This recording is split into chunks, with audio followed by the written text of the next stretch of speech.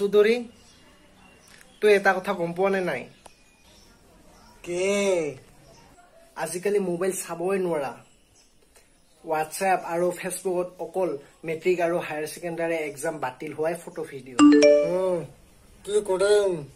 corona ভাইৰাছে খাই দিছে সব তুইও বিয়াটোকে পাতিলো আৰু কিয় বিয়া পাতি কিনে জলদিকে সন্তান জন্ম দি পিছত স্কুলত নাম ফৰ্তি লগাই দিয়া হয় নেকি কম খৰচতে হৈ যাব কিতাপ চিতাপ একো কিনিব নালাগে ইউ পাছ হ'ব ইউ নেক্সট বছৰে উঠি গ'ল 2 আৰু তাৰ নেক্সট বছৰে 3 আৰু তাৰ নেক্সট বছৰে 4 এনেকুৱা কিতাপ চিতাপ একো ড্ৰেছ চেৰেছ কিনিব নালাগে কিতাপ ড্ৰেছ কিনা পইচাবোৰ মাল খাই উৰাই দিব পাৰিবা সুদৰি তুইতো এটা কথা লক্ষ্যই কৰা নাই না আজিলৈকে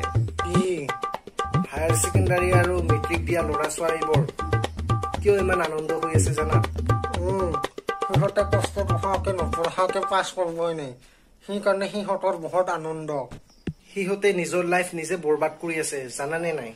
কিয় অকল চাৰ্টিফিকেটটো লৈয়ে কি হ'ব যদি শিক্ষাই নাই এডুকেশ্যনে যদি একো নাই পৰহি জন্ম হোৱা ল'ৰা ছোৱালী যদি তেওঁক সোধে এইটো কি দাদা বুলি তেতিয়া যদি একোৱে উত্তৰ দিব নোৱাৰে তেতিয়া কি হ'ব অকল চাৰ্টিফিকেটটো লৈ কি হ'ব একো যদি নাজানিয়ে তোৰ কথাটো হয় হোৱাটো হয় মানে হয়ে মই যেতিয়া মেট্ৰিক আৰু হায়াৰ সেকেন্ডাৰী এক্সাম দিছিলো না ফাইনাল তেতিয়া মোৰ কলমৰ ৰিফিল শেষ হৈ যায়